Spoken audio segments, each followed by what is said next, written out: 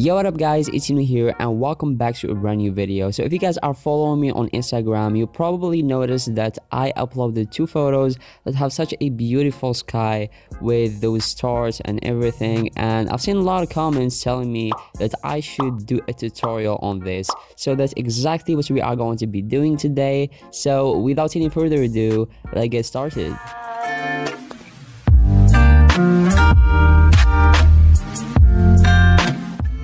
Okay, so today we are going to be using Photoshop Touch, and if you guys don't have this app, the link will be down in the description below, so go ahead and download it if you guys don't have it. So upload the photo that you guys would like to do the sky replacement to. So this is the raw photo of the photo that I posted in Instagram.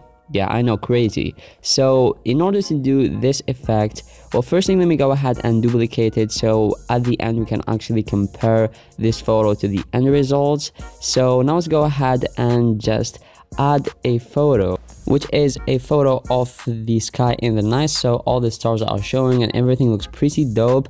And I have a lot of backgrounds, as you can see right over here in this folder. I will leave a link in the description below for this folder, so you can go ahead and just try it out. So I imported this photo right over here because I think it looks pretty dope, and you can go ahead and just change the position and make it as big as you want.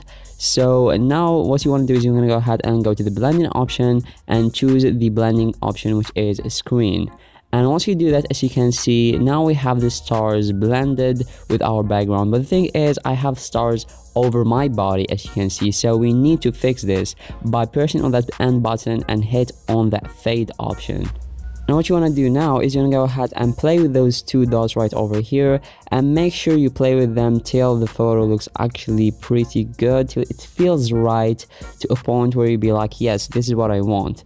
So now I'm going to go ahead and just apply a black and white tint into this, because I didn't like the purple look on those stars. It made it look a little bit fake, so this actually looks pretty dope. And if you want to go ahead and just add more stars or duplicate them, go ahead to stylize and go to the glass effect. And as you can see, the more glass effect you add, the more stars will appear.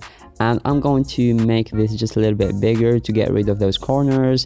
And as you can see, now we have a lot more stars and we didn't lose any quality, so that's pretty dope. And now I think we're gonna go ahead and move on for more stuff.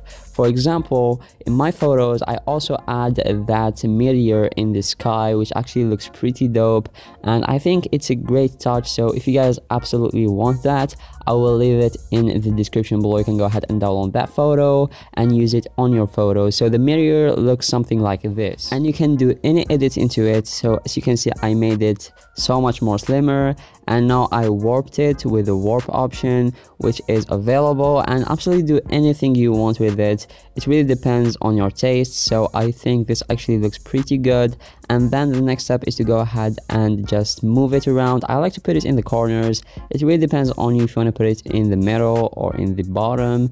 Just make sure it looks as realistic as possible. You can also play with the opacity so it doesn't look too shiny. I think for this photo, it looks good with 100% opacity, so this actually looks really good. And what you can actually do to make this looks pretty dope is to make the sky way darker by creating a brand new empty layer and add a gradient effect into it. So this is the wrong gradient effect. There's a lot of gradient effects. The one that we are going to be using is this one right over here, which is the dark fade.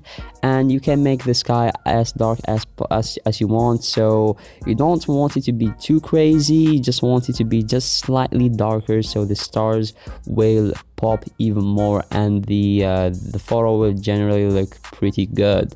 So I think for the modifications, for now, this actually looks pretty dope. And the last step that you should do is to go ahead and color grade this photo. To do that, you're gonna go ahead and just marriage down every single layer that we worked with, and then you can go ahead and just add whatever you want. You can play with the curves, you can just play with the coloring, you can play with anything you want, shadows, highlights, just do whatever you want. And it really depends on your taste. I really like a orange kind of look to it, like a sunset feeling into it, and I just still maintain those high blues to make the sky look pretty good and fantasy. And now just for a small comparison to before and after, just to see the process and how good the photo looks after we processed it.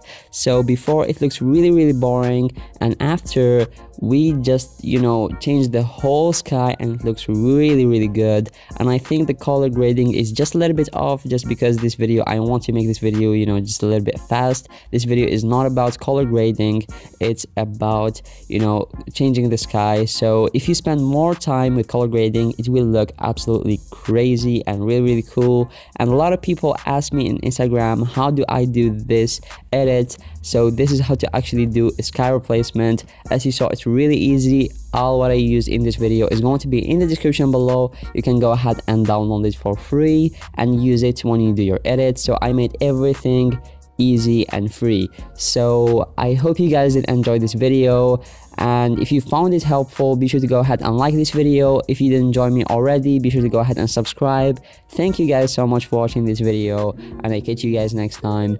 Peace out.